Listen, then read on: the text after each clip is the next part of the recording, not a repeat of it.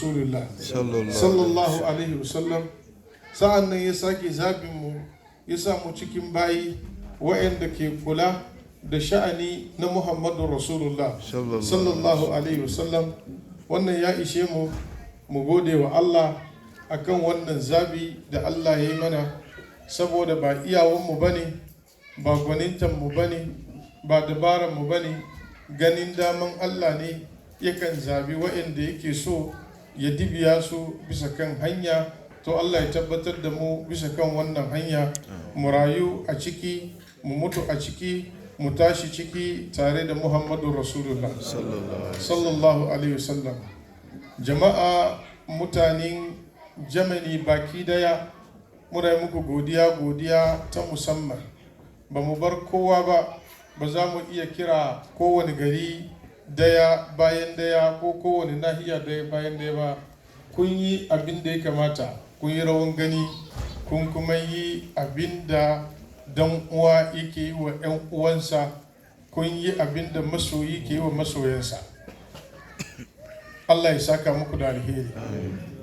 Kamin in shiga ciki in magana, malumma sun gabace ni su yi mana magana wanda yake mai kai matuka kwarai da gaske. Sheikh Malam Usman, wanda mun tarika fefe yake kiran shi wai dan sanda kenan na tafiyan zawiyatul wadaniya, wanda in zaka dan kauce sai ya kawo hadisi ya mike ka. Gaba dai karatunsa muna jin yana karanto ne hadisi daga annabi Muhammad sallallahu alaihi wasallam akan falalan zikiri da amfanin zikiri da kuma darajar kalmar nan na la ilaha illallah Muhammadu Rasulullah sallallahu alaihi wasallam, wanda shine sirri wanda dukkanin auliya'ullahi suka yi kokarin cusa ma bayin Allah waɗanda ke da dadin kai su fahimci wannan kalma, ya zama jininsu da ruwansu ya yi naso a jikinsu. Ba zai yiwu ka same shi a haka ba sai idan halshinka ya zama danye da wannan kalma. Idan mutum ya saba da fadin barka barka barka, in ba yi sa'a ba ya je gidan mutuwa ma sai ya ce barka.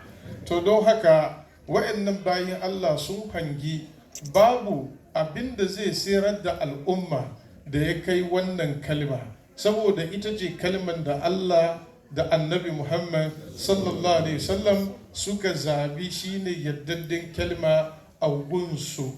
Ita ce kalman da manzon Allah ya ba da bushara wa'anda ya fade ta halisan mukhlisan me shi zai shiga aljanna babu tambaba.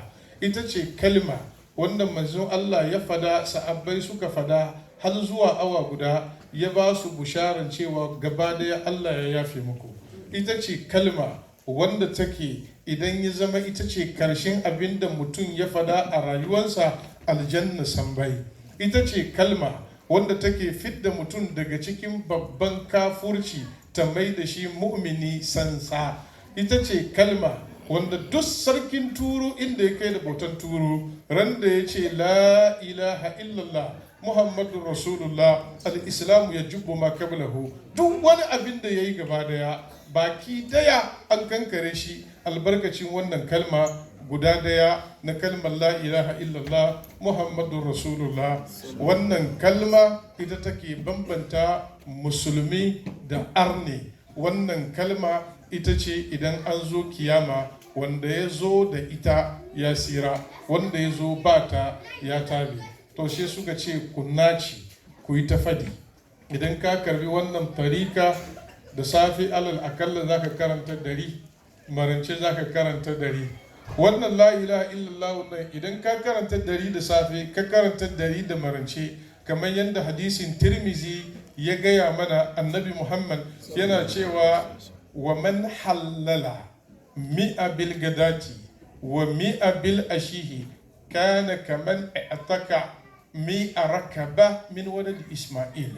Duk mutumin da ya ce la ilaha illallah 100 da safe, da yamma kuma ya faɗi 100, za a ba shi ladan mutumin da ya samu 'ya'yan annabi Isma'ila 100 cikin bauta, ya sai duka ya yanta su fi sabilillah. 'Ya'yan annabi Isma'ila 100. Kun san annabi Muhammad jika ne nawa? na annabi Isma'ila alaihi salatu wassalam.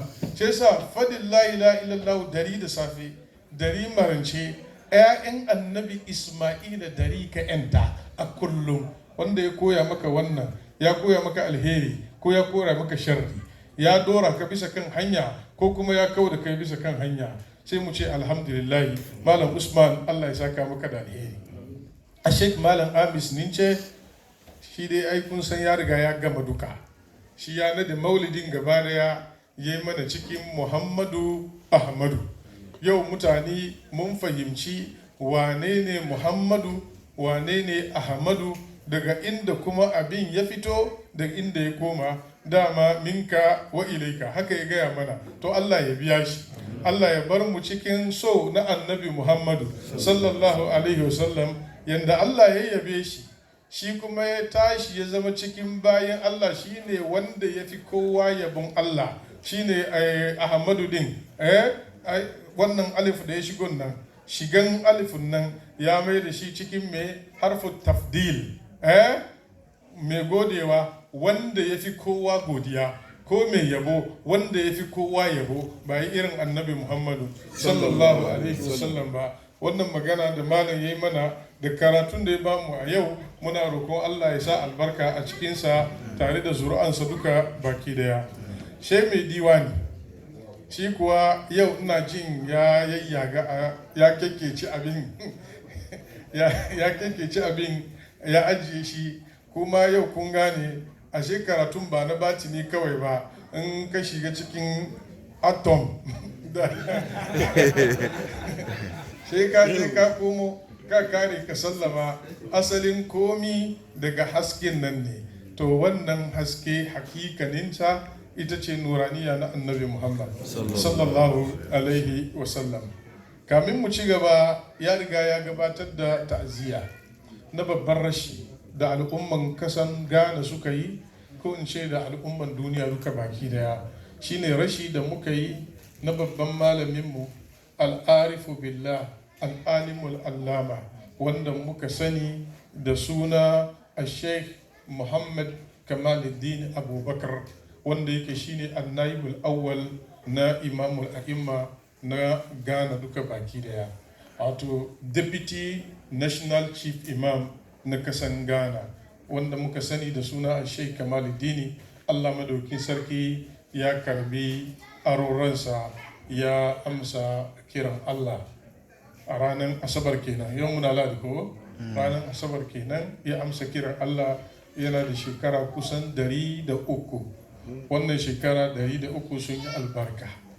Annabi sallallahu alaihi wasallam ya ce khairukum man tala umruhu wa hasuna amalu. Wanda ya fi alheri a cikin ku duka shine mutumin da rayuwar shi yayi sa'o kuma aikin shi yayi kyau. Wannan bawan Allah ya rayu rayuwar shi kakaf a cikin bin Allah.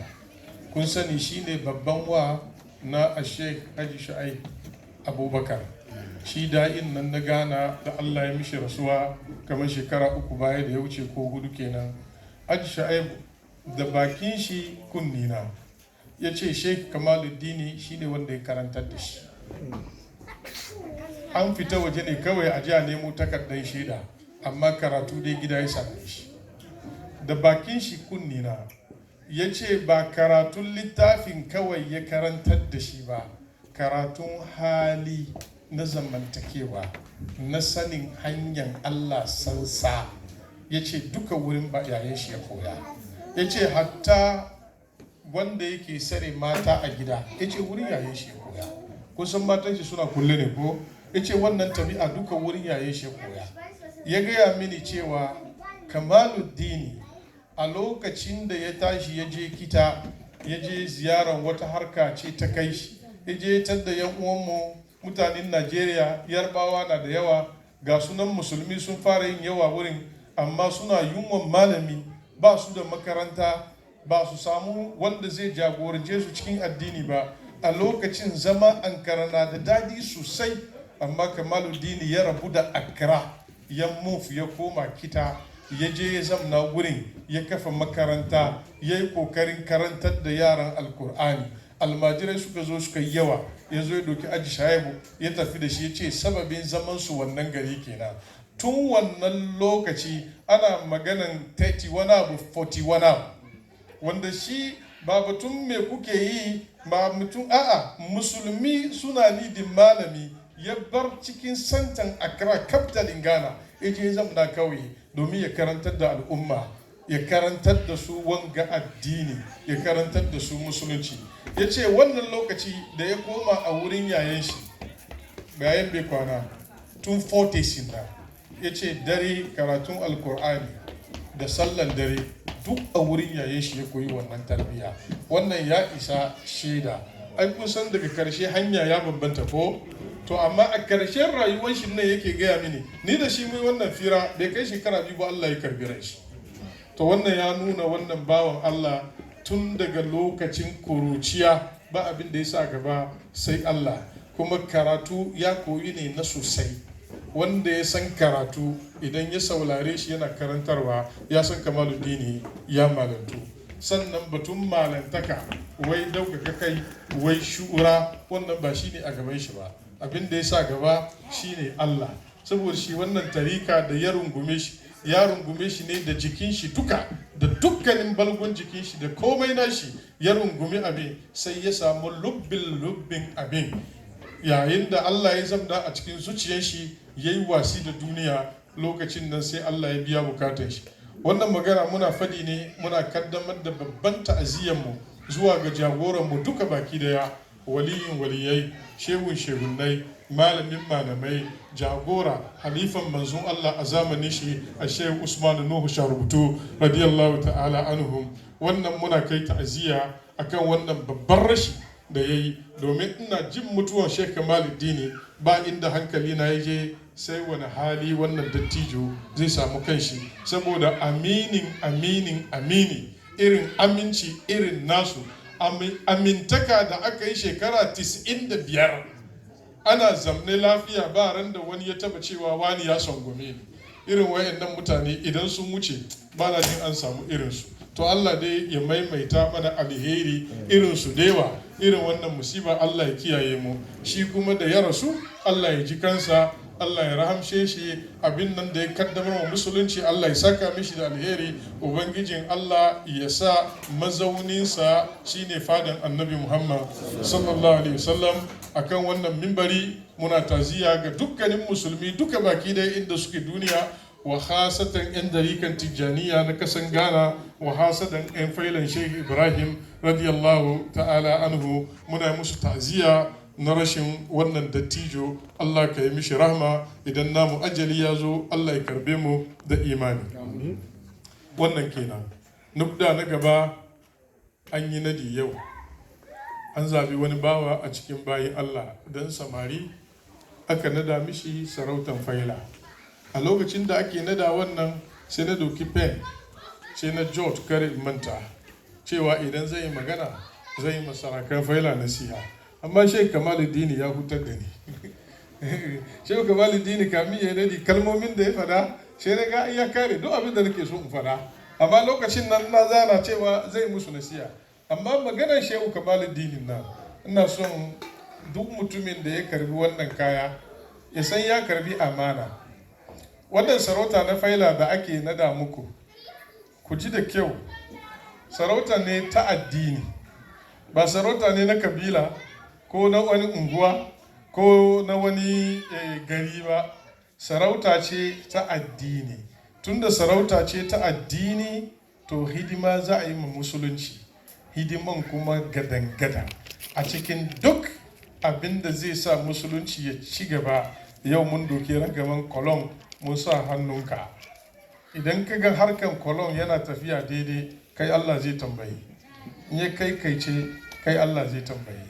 Saboda shi lokacin da zaka karbi nan ban san tunanin da ka kai ba, sai na kawo kaina cikin inna aradna al-amanata as-samawati wal ardi wal jibal fa bayna an yaminha wa ashfaqna minha wa hamalaha al-insan innahu kana zaluman jahula.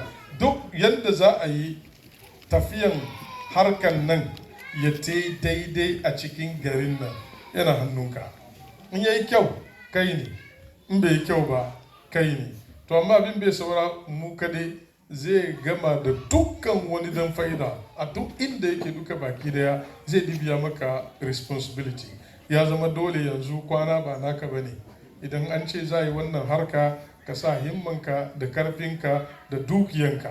Sheikh Kamaluddin ya gaya mana man khadama hudima, wanda duka yayi kokari yayi hidima cikin wannan harka, Allah zai kawo waɗanda za su yi mishi hidima. Kar ka kashe ta inda bai zama daidai ba, amma kashe don Allah. Anfik yunfikullahu alaika. Bayar, Allah madaukakin sarki zai baka. Bayar, karka ji tsoron minzil arshi iklala, karka ji tsoron cewa Allah yana hani. Allah baya hanawa, kuma harkan mun nan bai tafiya sai da bayarwa.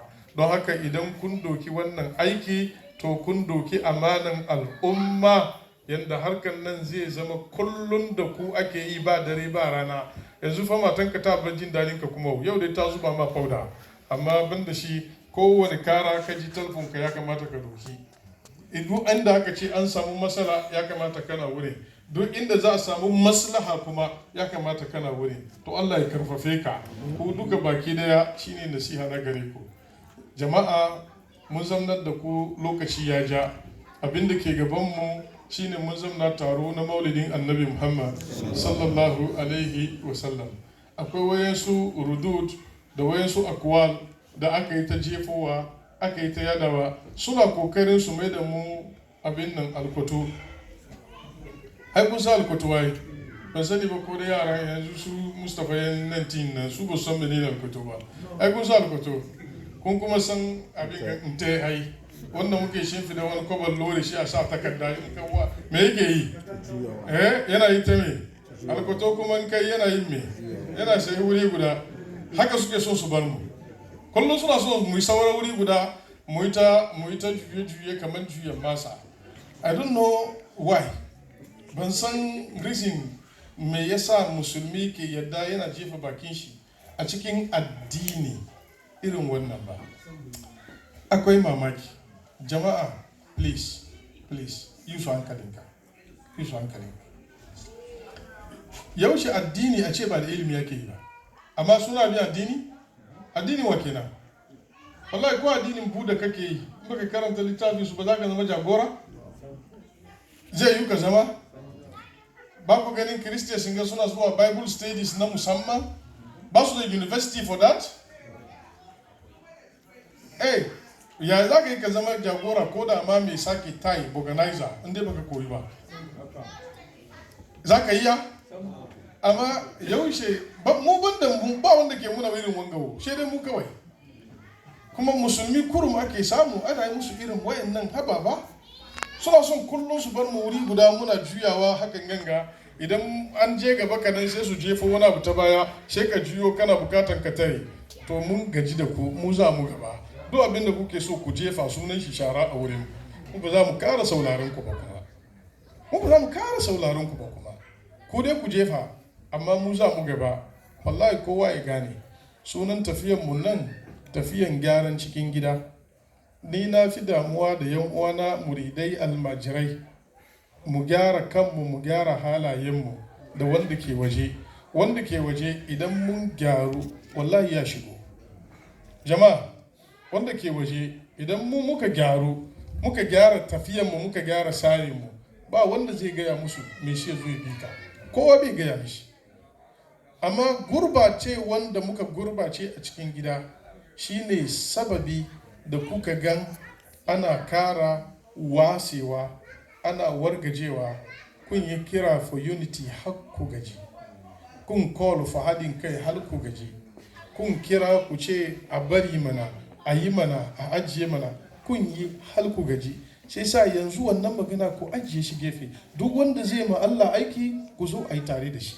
In ana so a tafi, ku dai ku yi ta tafiya, wanda ya sauka, in aka yi nisa ya ga ba kowa, iska mai sanyi ya buga shi, ya neme inda hita yake, lokacin nan ya gane amfanin ku. Amma mu saura kullun nan, jama'a dare yayi, gari ya waye, ku rabu da su. Duk mai zane ya zana. Ai ni wani aka ya taka kafa na. Ai zane abin is not about hadith, it's not about this, it's not about that. is about what then? Addini nan then is about what? Ko ba arifai bane, ko ba kusan shehu ba mu san shi ba. Ai ba kariya kuka yi ba mu san shi ba, kamin mu tashi ya bar zuwa Ghana ya kan mu tashi mu yi wayo ya bar zuwa Ghana, yasa bai zo ba, bai zo ba, kan mu tashi mu yi wayo ya bar zuwa Ghana, domin shi ba mu gan shi ba, kuma ka je gidana ba ka ganin na manna hoton shi, amma in ka shiga cikin littattafai na ba ka rasa guda 55 nashi, 55 nashi ba ka rasawa, a san ba rasa 55 ba rasawa, daidai 55 a gidana ba rasawa. Kidaya naka ya so ka zo ka karanta, ya so mu gani. This is the crazy.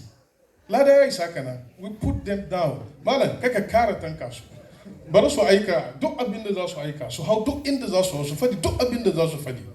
Ku bari mu yi tafiyan mu gyara kanmu. Kun san wallahi ku yadda akwai ciwon nan yana ni da gyara, to kun samu lafiya.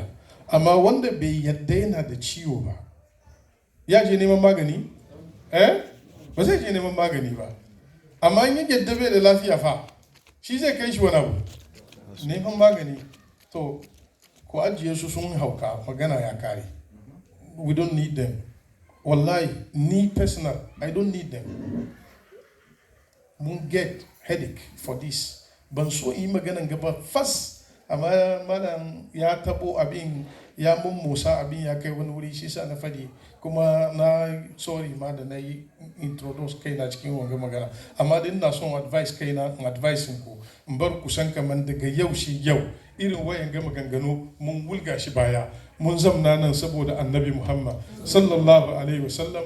Maganan manzon Allah za mu yi karara. Da zo an ba ku announcement ko za mu yi maulidin Shehu Tijjani daga ina, daga Den Haag. Amma lokacin da yake ba da statement nan na yi wani magana bai ji ba.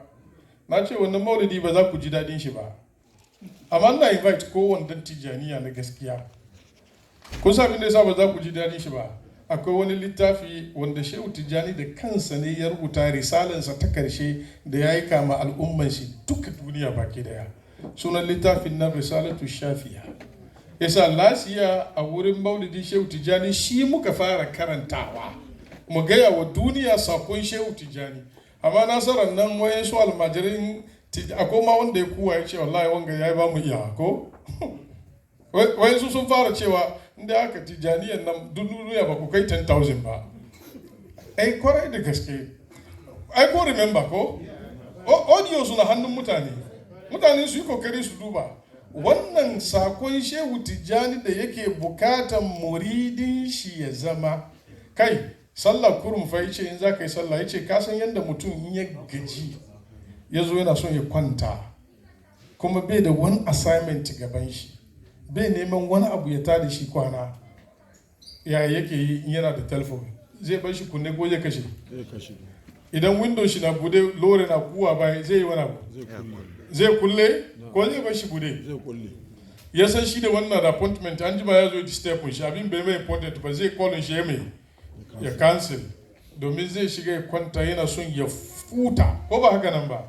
Shehu Tijjani ce in kai muridin shi ne in za ka yi sallah ka ce Allahu Akbar lokacin da ka san za ka futa na bacci, ba ka son komai na, ba ka son disturb komai, haka ya kamata ka shiga sallah ko? Ya zo ya gaya mana ka sani tekun zunubi, ya ce inna bahar zunubi qattama, tekun zunubi yanzu ya taso da kumfashi. Ya ce ba wanda ya saura face shi ya afka ciki. Ya ce she mutum shehu na kirki alwasili wanda ya husuli irin ta shehunai ta hakika, ko kuma wanda jazbatul ilahiyya ta dauke shi. Allah madaukakin sarki ne ya ga dama ya fisge ka, kai kada ke iya kubuta cikin wannan. Ya ce idan ka yi laifi guda daya tak, ukuba double Allah zai maka, wani duniya wani lahira, shi ka sha shi. Kowane laifi guda da ka yi karya guda yanzu ga akwai azaba guda biyu sun zo. Punishment ya zo maka duniya yanzu, lahira kuma wani na jiranka. Ya kuma ce na duniyan nan ba abin da zai dauke shi ka sha shi, sai dai ka doki mataki guda biyu. Matakin farko shine ka yi sadaka, ka ce karyar nan da na yi Allah na tuba ba zan kara ba, sai ka cire kudi ka bayar sadaka ma almajiri, ka taimake shi da wannan. Muna faɗin wannan sha muka samu wani ya ba da 2 euro ya ce to sadaka. Ya ce ka yi sadaka, amma ya ce da wani kudi, ya ce bi malil halal. Kudin da za ka yi sadakan wanda zai dauke wannan azaba ya zama kudin nan na halal. Inda mun zo mu karanta, don Allah ina invite ku kowa ya zo ya saurari sakon Shehu Tijani, ka ga menene halan a wurin Shehu Tijani, kai menene halan gurin ka, kai ba an zana alhalal da jikin nama ya zama halan ba. Zo ka karanta risalatu shafiya me Shehu Tijani yake kira halan. Wannan kudi ake bukata kai sadaka da shi. Yace na biyu shine salatin Annabi Muhammad sallallahu alaihi wa sallam.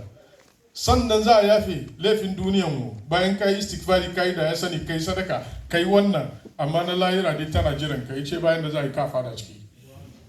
Subhanallah, ko gaba da wani yayi kara ce ai ba mu iyawa. Yace abu dayan biyu kawai ke fidda kai na lahiran ta, Allah ya maka rangwami a ganin daman shi. Na biyu kai ma Annabi Muhammad sallallahu alaihi wasallam salati, shi ya sa baki Allah ya yafe maka. Yanzu mutumin da ke karantar da al'umma irin wannan sallah da cewa kasu yi kariya, don su yi kariya ga zunubi iri kaza da kaza zuwa bisa kansu, da ke cewa dole sai sun koyi alwala sosai, domin ya fada a cikin risalan nan ya ce yanzu mutane in ka ga suna yin alwala sai ka girgiza kai, ka san wurin suke barin sallansu. A ciki yana cewa falyata'allamil abdu ahkamat tahara. Duk wanda ya ce shi muridaina ne kwarai, ya zama mai dole ya kori yanda ake kama ruwa tukuna, in ji Shehu Tijani. Ba ma alwallan ba tukun, balle a zo a yi sallah. Jama'a, idan muna deliver sakon mutumin ga irin yanda shi ya ba da message, duniya ko wanda zai zage shi, banda mahaukaci akwai wanda zai zage shi. Amma yanda muke deliver messaging, wrong message, rough one, jirgin sama ya tashi shi abin ganga ya kare.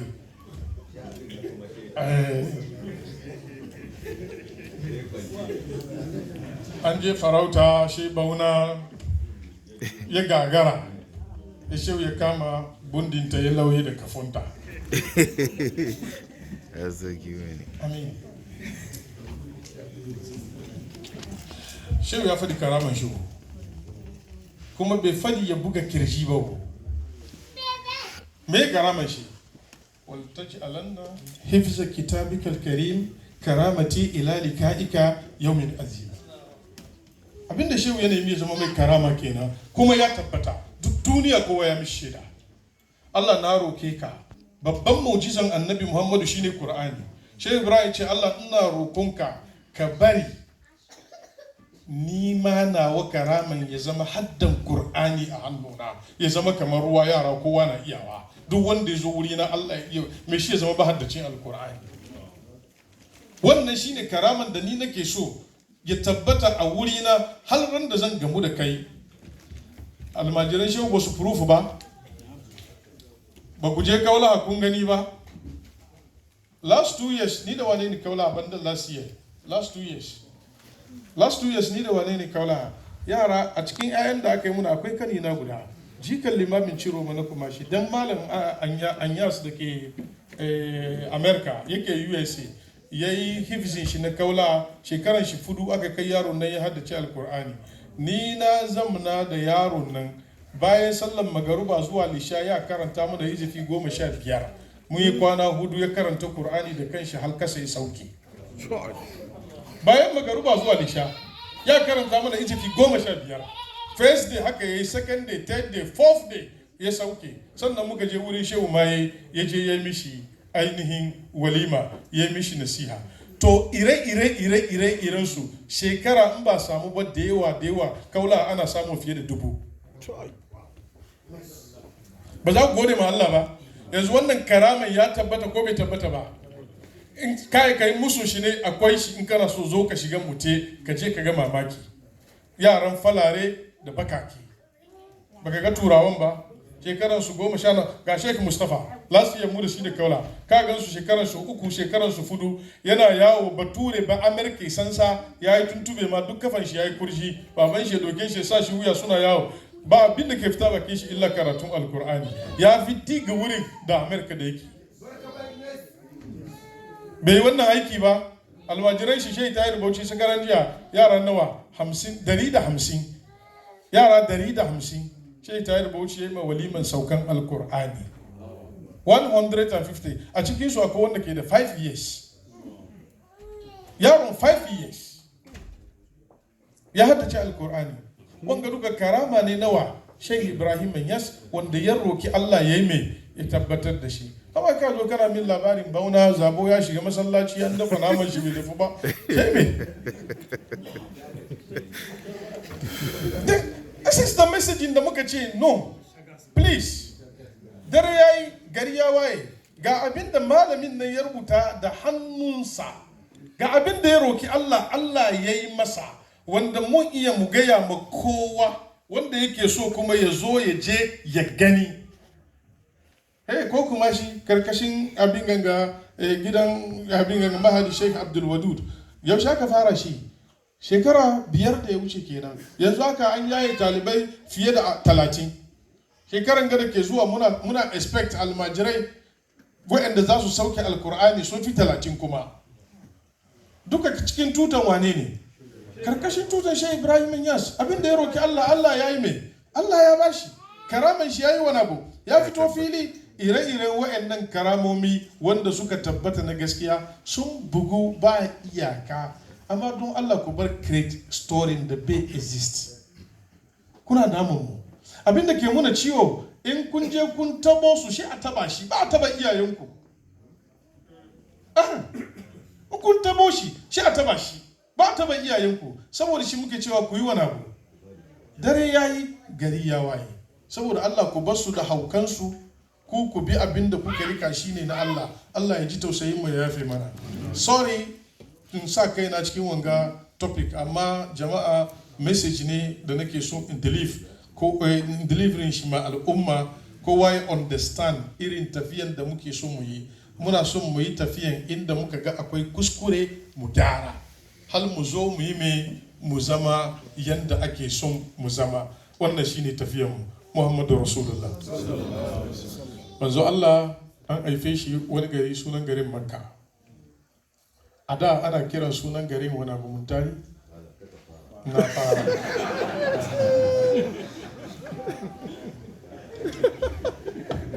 Yes. Dawa. Yanzu aka in ka tambayi wani yanda aka create Jamaica, ai kusan an kwaso su ne aka ja ka je ko? Zai gaya maka ko zai gaya maka?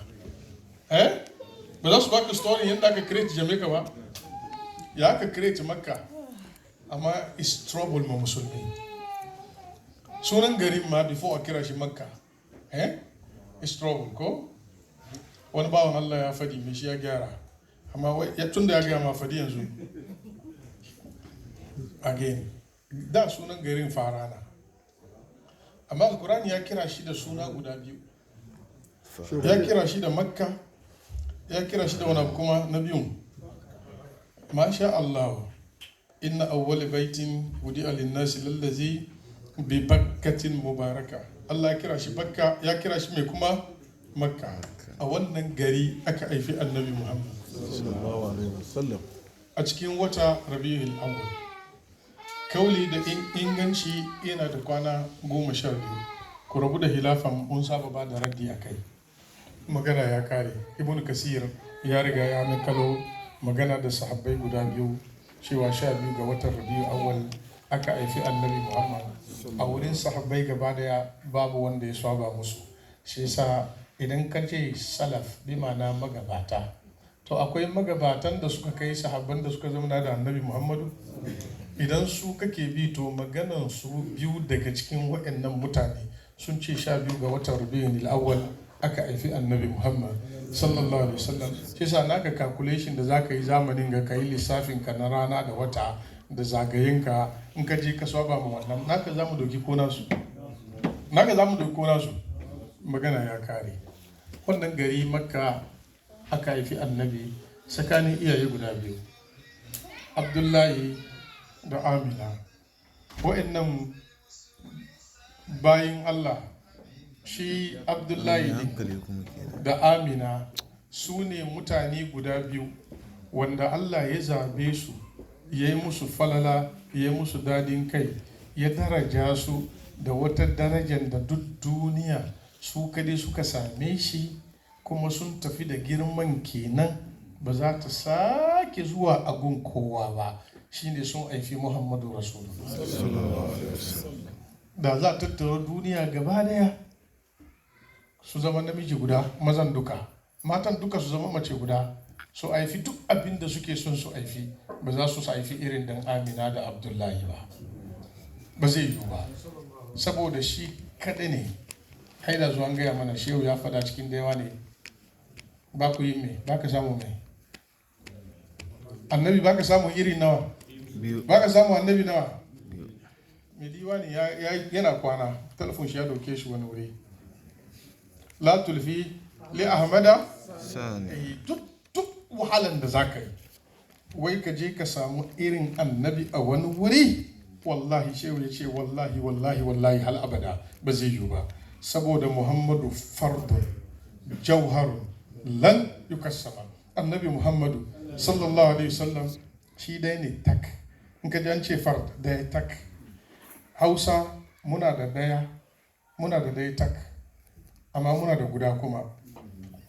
In aka ce guda to bai da na biyu, amma aka ce daya sai a ce nawa. In za a yi kidaya ka taba ji an ce guda biyu, sai da a ce nawa, yawwa sai da ce daya sannan a ce me. To annabi fardun ne, ahadun ne, shi dai ne tak, inda a cikin halitta ne, shi guda daya ne. In ka ce guda daya bi ma'ana ba nawa, in ka ce dai tak bi ma'ana ba nawa, to in ka ce guda ne kuma ba, shi ma dai bai da biyu. Muhammadu Rasulullah ke, saboda shi haka Allah ya jera shi kada ne. Da ya zo duniya, ran da aka haife shi ya fadi, hannayensa guda biyun ga kasa, goshin shi ya yi wa Allah sujada. Farkon abinda hasken Muhammadiyya da ya sauka ya yi kenan. Sannan ya daga kai, yana daga kai sai ya daga yasan shi haka ya kalli sama. Sa'annan unguwan zoma tana kallon shi, bakin na musi, manzo Allah yana ikirarin kalmar tauhidi. Tukuna ta ɗauke shi a cikin summan goyo, ta nemi ta ga me aka samu, namiji ko mace. Wani haske ya buga idonta, tau, ita da kanta ta yi kara ta ce namiji ne, amma ba ta gan menene ba a wurin nan, saboda karfin da aka samu a jikin shi da irin kiran da Allah madaukaki sarki ya mishi, saboda shi Muhammadun Rasulullahi. Wannan sifa, wannan wuri da Allah ya kireti ma kowane irin namiji, idon wani ya yi kadan ya duba wannan wuri tun zuwan shi duniya.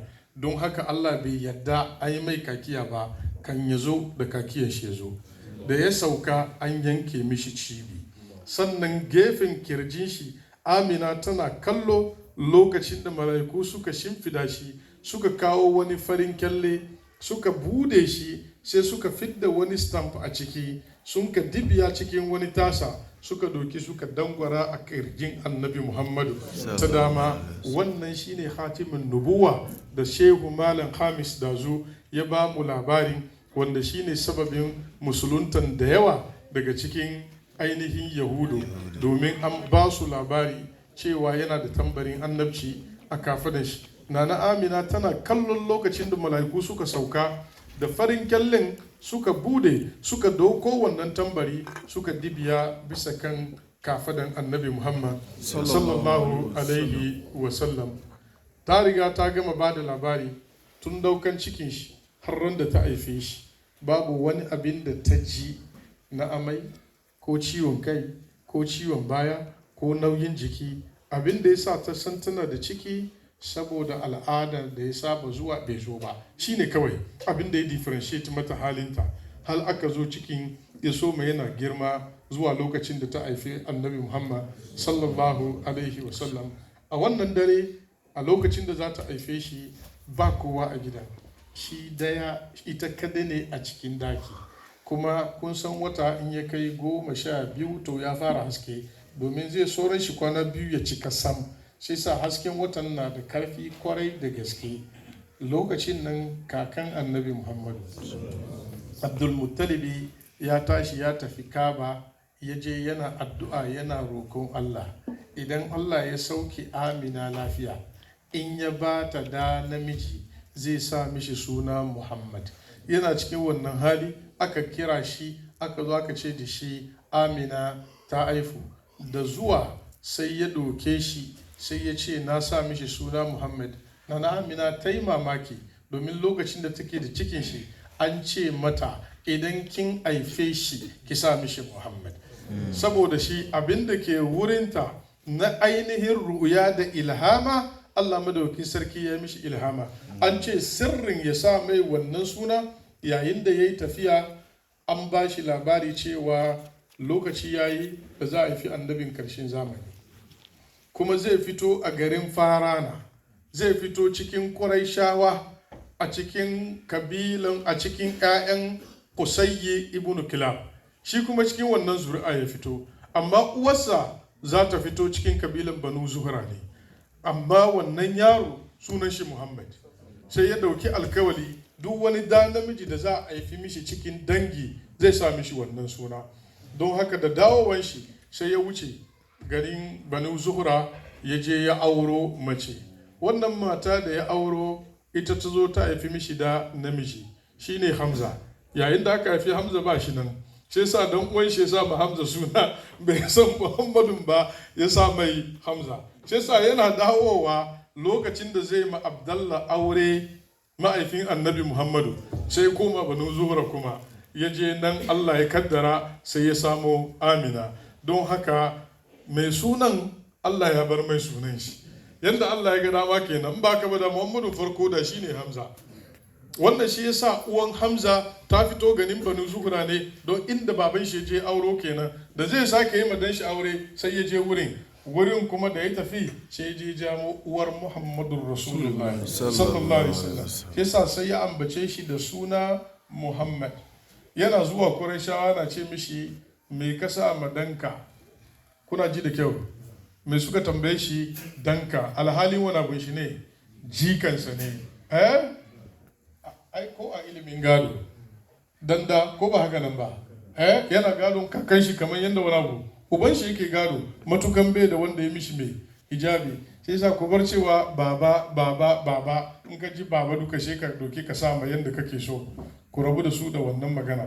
Karatun ne in ba su yi da yawa ba sai suna baro aiki, kuma sun ce ba karatun ake yi ba. To tun da ba karatun ake yi ba ai dole a baro aiki. Inda sun yadda ana yi to da sun yi da kyau, da sun gane yadda kalmar take. To wannan shi ya ce ya sa mishi Muhammad. Sai suka tambaye shi wannan bakon suna ne cikin Qurayshawa, cikin duk sunan kakanninka baka zabin sunan wani zarumi ka sa? Ya ce na sa mishi ne liyi kuma da sha'anu, na sa mishi ne domin a rika yabon sha'aninsa gaba ya zama abin yabo. Wannan shine abin da ya sa na sa mishi suna. Shi zatonsa ya tabbata bisa kan wannan suna. Don haka ana son aka haifi maka yaro ka sabi abin alheri ka kira yaronka da shi. Kar ka damu da sabon sunan da kuke bugawa kan intanet wai Islamic name. Wani sai je doko abin ganga sunan wani tsohuwan gunkin Larabawa ya zo ya samu ɗashi amma bai sani ba. Don haka suna na da tasiri. Sunan annabi Muhammadu da aka sa mishi Muhammadu ya yi tasiri a kansa, ya zama abin yabo tun daga rannan, haka kuma ya saura har ranar tashin kiyama. Bayan zuwan manzon Allah sallallahu alaihi wasallam duniya, Makka an shiga cikin fari. Ranar da kakan shi ya je Kaba ya je yayi tawafi, da ya dawo sai ya doki annabi Muhammadu sai ya nuna sama ya ce Allah na roke ka ubangijin wannan gida don tausayin wannan yaro Allah ka yi mana hadari ba je ko ina ba sai ruwa ya sauka saboda shiran da Abbas yake yabon shi yana cewa wa abyadu yustas kalgamamu bi wajhihi simalul yatama ismatun lil aramili. Annabi Muhammad sallallahu alaihi wasallam tun yana jinjirin shi idan an daga shi aka nuna mu sama aka ce Allah ubangijin Kaba don tausayin wanga kai mana ruwa Allah yana saukar da hadari saboda Annabi Muhammad sallallahu alaihi wasallam kamin ya zo duniya idan an kira sunan shi Allah yana ba da nasara. Dazu Malam Hamis ya gaya mana Yahudawa sun san wa Annabi Muhammad sallallahu alaihi wasallam kamin ya zo, amma da ya zo sai suka kafirce. Alkur'ani yana gaya mana wannan kissa nassan a cikin Alkur'ani mai girma.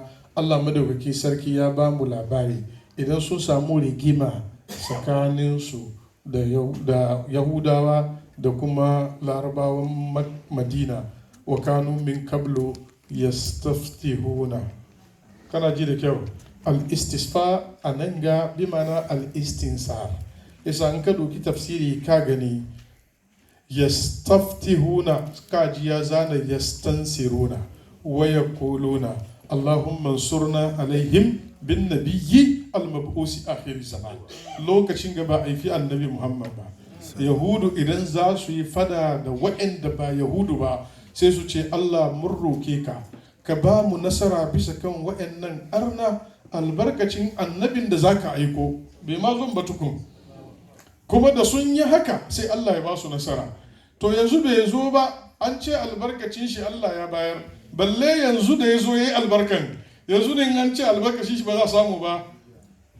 Kaburat kalimatan ta'aduhu min afwahihim in yaquluna illa kaziba. Annabin ne ba su sani ba tukuna, saboda shi yasa suke ganin ba a neman albarka da shi. Bal at-tabarruk bin nabihi sallallahu alaihi wasallam abu ne wadi an fili, abu ne da ana yi makan yazo da yazo yana da rai ana yi. Wai baka karanta hadisin Buhari ba, yayin da Sayyidina Umar ya tashi yayi addu'an istisqa sai ce Allahumma kunna natawassalu ilayka bin nabi. Allah mun kasance muna tawassuli da ni annabinka muke tawassuli. Fataskina sai kai mana hadari. Wal yawma natawassalu ilayka bi ammi nabiyyika. Yau za mu yi tawassuli da ammin annabinka Abbas. Allah kai mana hadari, Allah ya musu hadari. Yanzu Umar da waye tawassuli, da Abbas ko dai da ammin annabi? Zahirin Abbas ko dai ammin annabi? Ai da zai ce wal yawma natawassalu ilayka bil Abbas, ko ba haka nan ba? Ibn Abdul Muttalib ya fadi haka, bai fadi ba, yace bi ammi nabika. Har yanzu ana jingina shi zuwa gaba Annabi Muhammad sallallahu alaihi wasallam. Bilal ibn Haris, ba Bilal ibn Rabaha ba, Bilal ibn Haris shi ma babba ne daga cikin sahabban Annabi Muhammad sallallahu alaihi wasallam. Bayan rasuwan manzon Allah ya zo ya saya kabarin Annabi Muhammad sallallahu alaihi wasallam. Ko karanta Fathul Bari, ai kun ce dai ba hadisi bane, amma dai ba shi kai karatun hadisi ba. Ko ba kai karatun hadisi ba, daga ina zaka fito da dalili? Ya zo kabarin Annabi sallallahu alaihi wasallam, yace ya Rasulullahi, haka ya fada, ya Rasulullahi istaski li ummatika fa innahum kad halaku. Yace Annabi Muhammad, ya manzo Allah, ka roki Allah ya yi ma al'ummanka ruwa saboda sun shiga cikin masuwa na halaka ba kyau. A lokacin ga manzo Allah ya bar duniya da shekara 13. Annabi na kwance cikin kabari, sahabin ga ya zo ya siya kan kabarin Annabi ya ce ya kai manzon Allah ka rokan mana hadari domin mutane suna cikin wahala za su halaka. Bayan manzo Allah ya koma ga Allah, sahabbai suna yin wannan. Abu Ayyuba al-Ansari wata rana ya tashi ya je kabarin Annabi Muhammad sallallahu alaihi wasallam, sai ya kwanta, sai ya doki hannayensa guda biyu haka ya dibiya bisa kan kabarin annabi Muhammad sallallahu alaihi wasallam haka yana kunci kai yana munajaci da Rasulullah. Sai daya cikin umara banu umayya da yana wucewa sai ya zo sai sa kafa sai ya shure shi ya ce wani abu ne kake yi haka jikin dusi, kai kana so ka koma bautan gunki ne? Abu Ayyub al-Ansari da ya daga kai sai ya duba shi kurum ya ce masha Allah, ni ban zo jikin bulokun da kaga na dibiya ba, na zo jikin wanda ke kwance cikin bulokun ne, ba wurin kowa na zo ba. Kai ke ganin na dibiya kai na jikin bulokun, ni na dibiya ne jikin annabi Muhammadu sallallahu alaihi wasallam. yace amma abin takaici idan irin ka suka zama shagabanni cikin addini. Abin takaici in irinka suka zama su ne sarakuna a cikin musulunci. Shi ya kawo wannan, yana wannan magana da Marwan kenan ibn Hakam. A lokacin kuma daula na hannunsu. Ya ce takaici a ce irinka su ne shagabanni a cikin addini, wayanda ke ganin wai manzo Allah bai da sauran amfani kuma. Ala hayyi hal, manzo Allah sallallahu alaihi wasallam haka ake cin albarkan shi turan da aka haife shi. Da wannan albarka kuma ya tashi da wani irin adalci tun yana jinjiri. Na gaya muna mata guda 6 sun shayar da annabi Muhammadu. Mata 6 nan guda 5 Allah ya raya su hal manzo Allah ya bayyana da da'awa. Ko guda cikinsu ba wanda ta kafirta, dukkansu sun imani albarkacin Muhammadu Rasulullah sallallahu alaihi wasallam ya sha nononsu. Daya ita ta koma da Allah tun manzo Allah yana da shekara 6, ita cewa ma'aifiyan shi. Yanzu kaddara da ta rayu ita ma ta kai lokacin da'awa, akwai wanda zai kai ta ba da imani? Duk abin da ta gani akwai wanda zai kai ta ba da imani da shi? Duk busharatin da ta kai akwai wanda zai kai ta? To saboda shi ran da za ta bar duniya a abuwa haka ta ajiye shi, ta kalle shi, ta ɗauke shi, ta sumbace shi, ta duba shi kuro, ta ce Allah Allah fil asnani, ina yi maka kashedi, na gama ka da Allah ka kiyaye kanka ga barin gumaka. Bal dinu abika barru Ibrahim, addinin da nake son ka bi shine dinin ubanka nagartacce, addinin kakanka annabi Ibrahim. Ta kalle shi ta ce da shi in kana ma absartu fil manami fa anta mab'usin ila al-anami. Idan abin da na gani cikin mafalki ya tabbata to kai ne annabin duk duniya duka baki daya.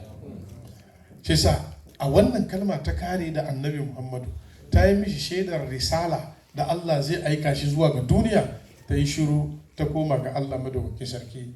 Tana cewa wa ana mayyit wa zikiri bakiya walidtu tu'ra, haka ta fada. Ta ce yau dai zan mutu amma wallahi ba za manta da ni ba duniya hal abada, don na haifi salkakakke. Abinda Nana Amina ta fada kenan dangane da annabi Muhammad sallallahu alaihi wasallam. Sunanta ya mutu? Sunanta ya mutu? Magananta ya zama gaskiya ko bai zama gaskiya ba? Ta haifi salkakakke ko ba ta haifi ba? Yanzu haka ce maka ya sunan uwan annabi Muhammadu, akwai wanda zai manta? Sauran sunan uwanta ita ma Amina. Ka faifaje mana. Kai amma kuna buga loto. Sunan umman ka ku bar mu fara fa.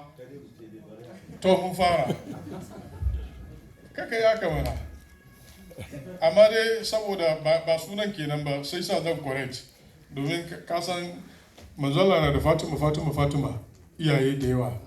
Saboda shi na taba yin lecture na yi muhadara kai na yi maganganu. Don shi yanzu da na tambaya na shi su jan ne.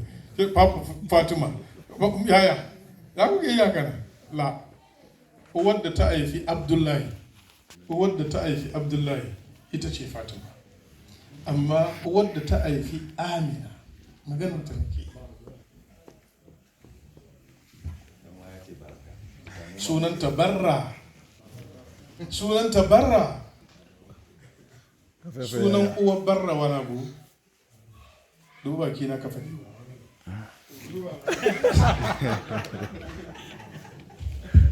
Sunan uwar Barra Ummu Habiba. Sunan uwar Barra Ummu Habiba.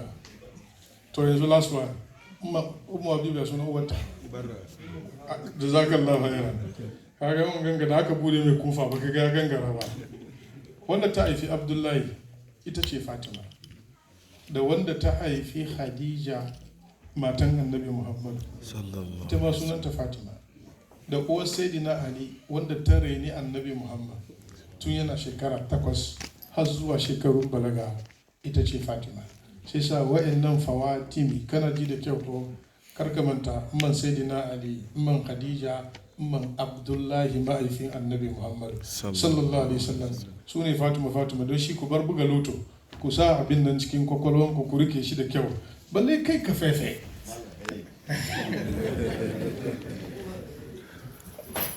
Be careful. Jama'a Muhammadun Rasulullah yayin da Halimatu Sadiya ta shigo Makka ta zo neman jinjirin da za ta shayar. Al'adar Larabawa ne in sun haifi yaro cikin babban gari suna bar a kai shi kauye a ji a shayar da shi. Na farko Makka gari ne da akwai Kaba, tun da akwai Kaba baki na zuwa gari ana cika, saboda shi yasa kowa na zuwa, masu lafiya da masu ciwo da masu zuwa neman lafiya, saboda shi idan wani kwalara ya tashi yana iya kashe mutane ba kyau, to in ya zama na jinjirai ne ko da ya kama su ba su survive. Sai sa mutanen garin sun saba da ran haifi yaro befin 2 weeks in kirki ya kamata a nisantar da shi gabarin zama cikin Makka. Na biyu, kasancewar Makka ya zama kowa na zuwa, larabcin cikin garin da kanshi ya fara sakewa, saboda ya zama babban gari, yare daban-daban na zuwa ana cunkoso, suna son 'ya'yansu su tashi da larabci sansa, saboda shi a kai su kauye. Ka san asantin kauye in zai kidaya maka 1 2 3 cikin asanti ya kidaya maka hal 100, amma asantin kuma shi dai dole shi ya kara da 10 20 40. In ka kai wani lissafi ba zai iya gaya maka ba. Irin wannan yasa suke kai su kauye. Halima da ta zo ta doki Annabi Muhammad sallallahu alaihi wasallam ta dibiya shi bisa kan kirji, don da farko ta reject, ta ce tunda uban shi ya rasu ba su caji saboda mutuncinsu na Larabawa, amma kuma ba dokan wanda ba komai domin ana ba su wani abu ne. Don haka da ta doki Annabi bayan dawowanta da shawarar miji, don sun wahala ba su samu kowa ba, sai ce ba ki komawa ki je ki doki marayan nan, mai yiwa Allah ya miki albarka don kin ji tausayin shi. Ku duba zaton kirki, ku duba zaton kirki, ku duba niyan kirki. Sai ta komo za ta doke shi don yana maraya, za ta karbe shi a haka, watakila ita ma Allah ya ji tausayinta. To ashe ta doki wanda ya fi kowa, ta zo ta doki Annabi Muhammadu sallallahu alaihi wasallam. Haka da ta doke shi ya kamata a test ya sha mamanta tukuna, idan ba test ba in ya je ya kisha yaro zai mai, zai galabaita, zai mutu, zai ciwo. Sai sa da ta dibiya shi bisa kan kirjinta ba ta da lafiya, ta rame, an yi fari garin su ba abinci, amma tana dibiya manzo Allah kan kirji shi ta warke. Yanzu kirjinta ke da wuya shi ta samu lafiya. Mamman ya kusa zama fata, danta Masruku yana kuka, oh na yi mistake na fadi, na so in tambaya wa aka shayar da shi da Annabi Muhammad sallallahu alaihi wasallam. Gababe wane ne ma ya sunan shi? Yana kwana yana kuka, gaba dai mamman ta yi cika. Manzo Allah sai koya yadda ya karbi mamman na dama ya sha, sai za ta juya kuma ko don dajin wanga ya karbi bara a koma nan. Annabi sai yana tule hannunta, lokacin Masruku na kuka, yunwa ya dame shi, ya so shi mamman ba komai cikin shi ruwa. Annabi shi yana pushinta, shi yana ba da ishara da hannun shi, wannan jin yunwa ku ba shi. Da wannan adalci Muhammadu Rasulullahi sallallahu alaihi wasallam ya tashi, ta dibiya shi bisa kan jaki, jakinta gurgu ne da za su zo. Annabi na hawa kafan jaki ya samu lafiya. Taif an ki hadari shekara 2, tana shiga garin Taif sama ya doki baki, kafan tana taka gida aka saukar da hadari. sun yi shuka 2 years ba abin da ya siro ko guda. Ana saukar da wannan hadari abincinsu na 2 years nan ba ko guda da ya saura ko biya fito kuma. Tana ajiye manzo Allah gida, rakuminta da ta bari bai da lafiya ya galabaita yana kwance. Manzo Allah da ya rarrafe ya je ta rakumin shi ta warke ta mike nan take ta fara ba da nono gidan. Dabbobin Halima da an fita in an je kan a komo sun cika sun yi kiba, in za su aifu mai daya na aifuwa biyu ne, mai biyu na aifuwa fudu.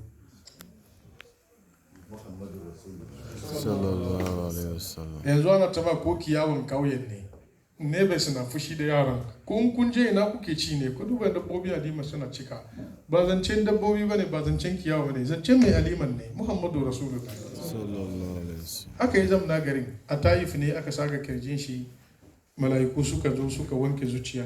A Taif ne zaki ta zo, manzo Allah ya kore ta, ya zamna wurin Halima shekara 2, ya komo gida ta kuma koma da shi, ya sake yin shekara 2, ta zo ta mika shi ta ba uwar shi, ya zamna uwar shekara 2, ta tafi da shi Madina. Tana dawowa abuwa Allah ya mata rasuwa. Lokacin manzo Allah ya samu shekara 6, sa'an nan kuyangan shi Baraka ta kawo shi gida, ya zo zamna wurin Fatima uwar Saidina Ali. Ita ce ta reni Annabi Muhammad tun yana shekara 8 har shekarun balaga. Ba za ta ci ba shi Annabi ya ci, ba za ta sama 'ya'yanta ba shi ta sama Annabi Muhammad. Komai tana fifita shi bisa kan kowa. Saboda haka ranar da ta rasu sai wani ya zo ce ma Annabi Muhammadu, Fatima uwar Sayyidina Ali ta rasu a Madina kenan. Manzo Allah ya ce kalla innaha ummi ba da ummi. Ce uwar Sayyidina Ali kake cewa la bayan uwata wallahi ita ce uwata. Ai ni ne asara, ni ne aka yi mutuwa. Ya tashi je sai da kafansa ya koya ma mata irin yadda za su wanke ta. Aka yi mata likafani, aka doto ko ta cikin hannashi. Manzo Allah ya karbi hannashi gefe guda dibi akan kirje shi, ya raka ta har aka kai ramin kabari. Da aka kai ramin kabari sai manzo Allah ya shiga cikin ramin shi da kanshi, ya juya jikin shi sai ya fito, sai ya fidda bayan shi ya lullube ta, sai ce makabari kin san wanda na kawo, uwata na kawo.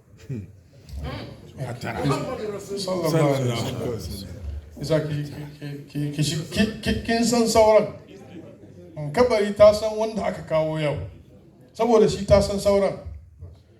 Duk wani abin da kake ji akwai kabari akwai, amma ba irin wanga wuri ba.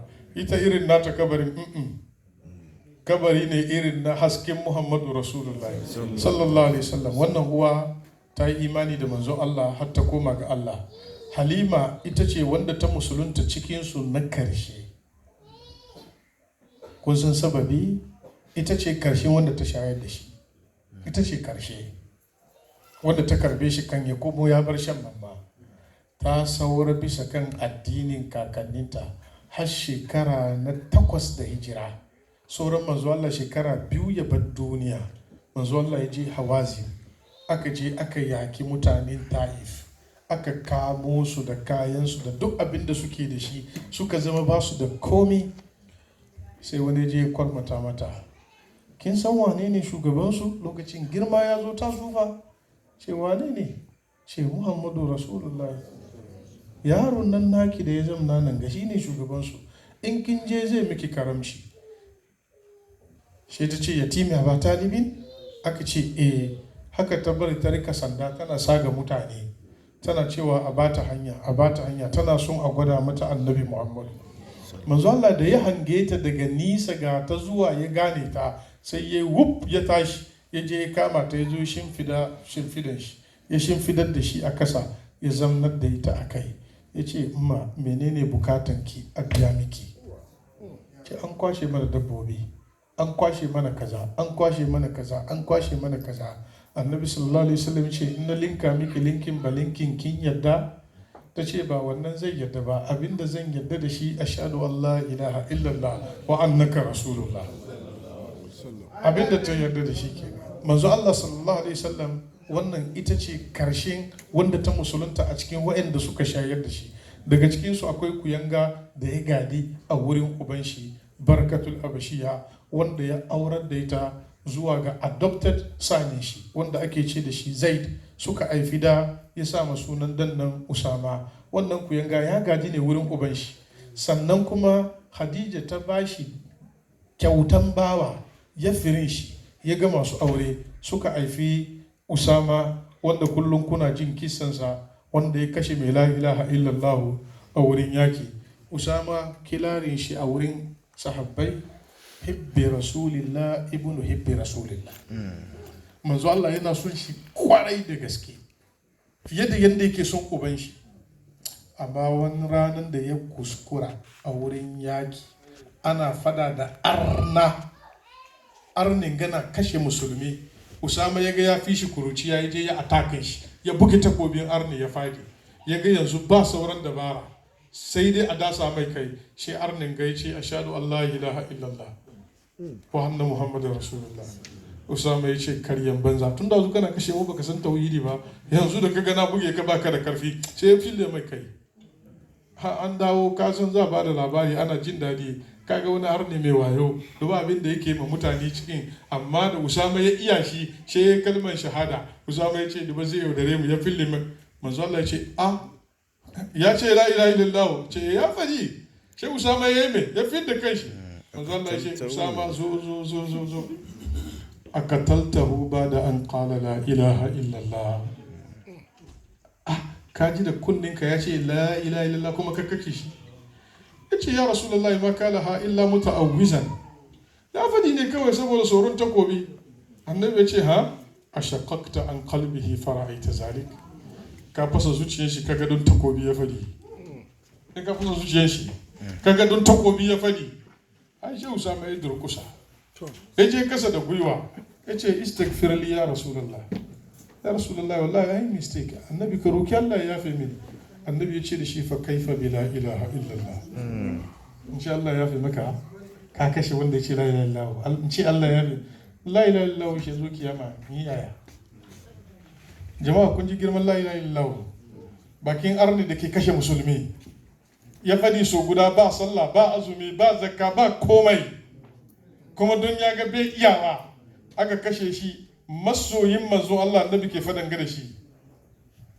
To ku ina na ku la ilaha illallah yake. Musulmi tsakaninku da musulmi, yan tijaniya tsakaninsu da yan tijaniya, yan faida da tsakaninsu da yan faida. Wallahi karyan banza kuke yi, ba ku ba faila ba tijaniya. Musulunci ma bata yadda ba, balle ku ce wai kuna wani abu. Duk wanda ka gani yana fada da dan uwan shi a cikin wannan tafiyan, to bai fara ba fas. Ya ga ana kuwa ne, ya shiga cikin mu yana kuwa. Kasan da muna mu je stadium ba mu da kudi, ake bar mu shiga muna baya. In an ce he shi mu ma mu kuwa. Muna jiran last minute in za a bude gating, an tashi a fitar nan sannan mu shiga mu gani ko wa zai head last go. In an go shi mu ma mu yi. Irin su ke da yawa cikin tafiyar mu. Lada ya isa kana lokaci ya kamata ajiye. Liman ina holin ku responsible. Ashe Kamaluddin ina holin ku responsible. Dukkan mukaddaman mu na